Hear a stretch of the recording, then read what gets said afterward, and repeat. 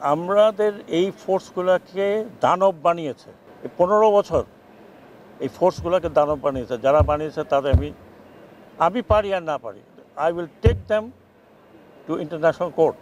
Police খুবই অনুতপ্ত, এদেরকে দানব বানানো হয়েছে যারা। আমি আবার বলছি, we will not leave them, we will not leave them. কিন্তু একটু সবুর করেন, কারণ বর্ডারে আমাদের লোক মারে, বিজিবি ফ্ল্যাগ মিটিং করতে বাধ্য হয়। পিঠ দেখাবেন না, এনাফ ইজ এনাফ। আমাদের বর্ডারের মধ্যে ঢুকে মারে আর আমরা বলি ওটা ফ্ল্যাগ মিটিং করছে, সব ঠিক হয়ে গেছে। আমি আজকে বিজিবিতে যারা আহত হয়েছেন দেখতে আসলাম, এবং সবচেয়ে আশ্চর্য লাগলো যে এখানে দুজন আন্দোলনরত ছাত্ররা, তিনজন আন্দোলনরত ছাত্ররা ছিল, দে আর অলসো ইনজিওর্ড। এবং বিজেপি মহাপরিচালক এবং ডক্টর সাহেবরা তারা ক্রিটিক্যালি একজন ইনজিওর্ড ছিল। একজনের মনে হলো যে ক্লোজ রেঞ্জে পিস্তল মেরেছে, তারপরে বুলেট এখনও রয়ে গেছে। তো আমি খুব বেশি কথা বলবো না, কারণ বেশি বললে আবার সমস্যা আছে। প্রথমত আমার কথাগুলো আপনারা যদি সঠিক প্রচার করতে চান করবেন, খণ্ডিত করে প্রচার করবেন না, কারণ সবাই সব মিনিং বোঝে না। কালকে একটা ঘটনার প্রেক্ষিতে ওটা হইচই হচ্ছে, আমি সেজন্য দুঃখিত যদি আমি কেউ হার্ট করে থাকি। আমি শুধু কয়েকটি কথা বলি। আজকে এই থার্ড ফোর্স দ্যাট আমি আসলাম দেখতে, আপনারা জানেন আমি প্রথমে পুলিশের ওখানে গিয়েছি, তারপরে সেনাবাহিনীর আনসারদের ওখানে গেছি, সেনাবাহিনী না আনসারদের ওখানে গিয়েছি, আজকে বিজিবিতে আসলাম। আর হয়তো যারা হয়তো এখানে বোধহয় ওন্ডের আর কেউ নেই। আমি আগে অনেক চাকরি করেছি, তখন বিডিআর ছিল।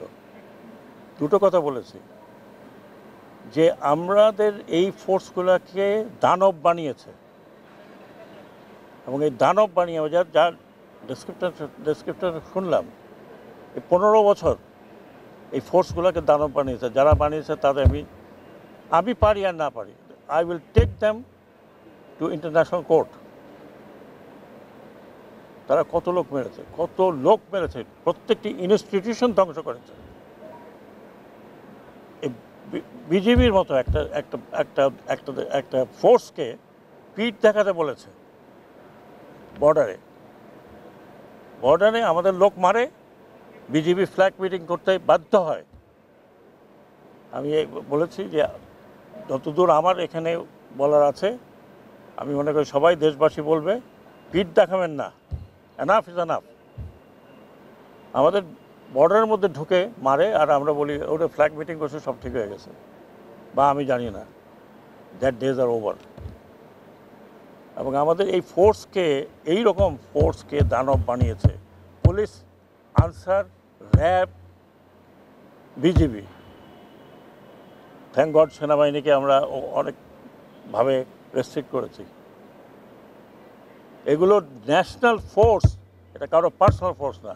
আমি মনে করি আমি এখানে দাঁড়িয়ে কথা বলছি, হয়তো এরপরে আপনাদের সাথে এত কথা বলবো না, যে I will try to bring them on to the justice, দেশে এবং দেশের বাইরে, সে যত বড়ই হোক।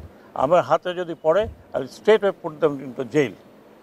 আর আমরা অলরেডি কিছু অ্যাকশনে গিয়েছি উইদিন দি পুলিশ ফোর্স, যারা পুলিশকে দানব বানিয়েছে। আপনারা মনে করেন না যে আমি শুধু আপনাদের সাথে পেপ টক করি। This party was worse than fascist party. Exactly what the fascists did.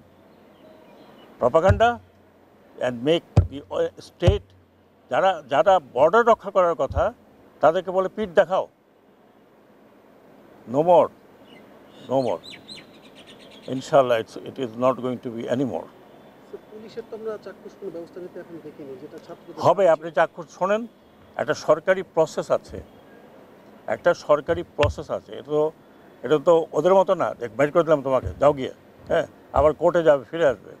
একটা সরকারি প্রসেস আছে, সেই প্রসেসের মধ্যে কাজ হচ্ছে। আমি অ্যাসিওর করতে পারি আমরা ওই যে আমাদের ইয়েগুলো হাত নিয়েছি হ্যাঁ, মহামান্য রাষ্ট্রপতির কাছে আমাদের কিছু রেকমেন্ডেশন চলে গিয়েছে, আমি নাম বলবো না এই মুহূর্তে। তারপরে তারা উন্মুক্ত থাকবে কি থাকবে না সেটা নিয়ে আলোচনা হবে। বাট আমি আপনাদেরকে অ্যাসুরেন্স দিই, আমি কয়দিন আছে যতদিন থাকি, I will make sure that this culprits are brought into book. TV আগুন লাগিয়েছে, এখন বলে ভিতর থেকে লাগিয়েছে, এখন পর্যন্ত জানা গেল না আমরা কেন ভিতর থেকে লাগিয়েছে। সম্প্রচারের যারা আছেন আমি রিকোয়েস্ট করব, হ্যাভ এন ইনকোয়ারি। এইগুলো 15 আগস্টকে ঘিরে একটা উত্তেজনা আছে স্যার। এর ভিতরে সেটা পুলিশ কি ঠিকমতো কাজ করছে কিনা বা নিশ্চয়তা দেওয়া যাচ্ছে? As far as police is concern, এখানে এই আমাদের সেক্রেটারি সাহেব আছেন, as far as police is concern. আপনাকে আরেকটা কথা বলি, আমি আর নিজের বোস্ট করছি না, আমার অ্যাসুরেন্সে পুলিশ মাঠে নেমেছে। অ্যান্ড পুলিশ নিজেরা বলেছে যে স্যার আমরা লজ্জিত। যখন আমি বললাম যে আপনাদেরই একটা মা বাপ ছেলেকে বলতেছে ছেলে মারা গেছে, বলছে কয়টা বুলেটে একটা ছেলে মারা যায়। আমার সাথে এই কয়দিন পুলিশের লম্বা নেগোসিয়েশন হয়েছে, আপনারা জানেন। 5 ঘন্টা আই টক টু দেম। কালকে রাত্রে ওই যে যাদেরকে চ্যুত করেছে পুলিশ, আপনারা কেউই দেখেন নাই, আমি রাতে 9টার সময় যমুনার সামনে 2000 পুলিশকে আই কনফ্রন্টেড স্ট্যান্ডিং দেয়ার। আমি বলেছি যে কী বলে এটা হবে, এটা যাদের প্রতি অন্যায় হয়েছে ওরা বলে স্যার আমরা ওই পথে যাইনি দেখে আমাদেরকে সরিয়ে দিয়ে আমাদেরকে বিভিন্ন কারণে চাকরিচ্যুত করেছে। আমি তাদেরকে অ্যাসুরেন্স দিয়েছি যে ইনশাল্লাহ we will see bring them back. ছাত্ররা তো তাদের উপর আস্থা রাখতে পারছে না যারা আগে দায়িত্ব ছিল। আপনি শোনেন, একটা সব কিছুর একটা প্রসেস আছে। এনাদের কাছ থেকে আমি লিস্ট বের করছি। আবার যাদেরকে অন্যায়ভাবে বের করে দিয়েছে, যারা এই প্রসেসের মধ্যে ছিল না, আপনি যাদের নির্দেশনা দিচ্ছেন, এখন আমরা বের করার চেষ্টা করছি হুকুমের আসামি। আপনি জানেন আমাকে পুলিশ কি বলছে, যে স্যার এই ইউনিফর্ম পরে আমরা একদিনের জন্য বেরোতে চাই না। আমি বলছি ইউনিফর্ম চেঞ্জ করতে তো সময় লাগে। তো আমি যারা ছাত্র কোটা আন্দোলনের মধ্যে ছিলেন তাদেরকে বলি আপনারা আমাকে ডিজাইন দিন ইউনিফর্ম এবং ব্যাজ, আপনারা ডিজাইন নিয়ে আসেন যত তাড়াতাড়ি সম্ভব। I want to change this uniform. এবং আমি এটাও বলতেছি, আপনি যে প্রশ্নটা করেছেন তাদের সবার লিস্ট আমাদের কাছে আছে। আপনারা 2-1 দিনের মধ্যে অ্যাকশন দেখবেন, কারণ আমি তো এটা মালিক না, আমি সাইন করতে পারি, এটা 2টা ধাপ গিয়ে তারপর এটা হবে। আশা করি আজকে বা কালকের মধ্যে আপনারা খবর জেনে যাবেন। আমি আবার বলছি, আপনারা আমার সাথে অনেক সহযোগিতা করেছেন, হয়তো আমার এই মাঠের কাজ প্রায় শেষ, এরপরে আপনাদের সাথে এটা আমি অস্ত্র জমার কথা প্রথম বলেছি, আবার বলছি। এই প্রথমত হচ্ছে প্রহিবিটেড বোর, যেটা আপনার কাছে থাকার কথা না, নিষিদ্ধ বোর কি বাংলা, নিষিদ্ধ বোরের যে ছিনতাই হয়েছে বা লুট হয়েছে, যার কাছে আছে, আমি বোধহয় বৃহস্পতিবার পর্যন্ত সময় দিয়েছিলাম, 7 দিন সময় তো মনে নেই, আপ টু থার্সডে আপনারা জমা দিন। যদি জমা না দেন, যদি ধরা পড়েন ওই অস্ত্র নিয়ে, তাহলে আপনাদেরকে 2 রকমের মিনিমাম আমার জানা মতে, এক যে আপনি নিষিদ্ধ বোর ছিনতাই করেছেন, 2 আপনার কাছে অবৈধ অস্ত্র পাওয়া গিয়েছে। কাজেই আমি আশা করি আপনারা অস্ত্রগুলো ভয়ে নিজে না দিলে কাউকে দিয়ে নিকটস্থ থানায় জমা দিন।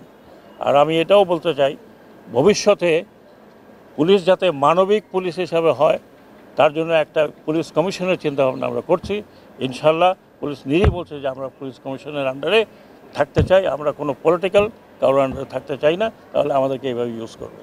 একাধিক পক্ষ 15 আগস্টে সমাবেশ, নানান কর্মসূচি ঘোষণা দিয়েছে, সেখানে অস্ত্র উদ্ধার হয়নি, এগুলো ব্যবহার হবে কিনা ওই সময়? এটার জন্য আমরা এই মুহূর্তে যা করতে পারি, আমরা all protection will give, all protection. এই যে বিজেপির মহাপরিচালকের সাথে আমার কথা হয়েছে, ওনারা প্রোটেকশন দিবেন, তারপরে পুলিশ তো আছে, র্যাব আছে, তারপরে হয়তো সেনাবাহিনীও প্রোটেকশন দেবে। সেটা আমি বলতে পারবো না, I can't take that decision. এটা হচ্ছে সম্মিলিত সিদ্ধান্ত। আমি হোম মিনিস্ট্রি মানে এই না যে আমি যা বলবো তাই হবে।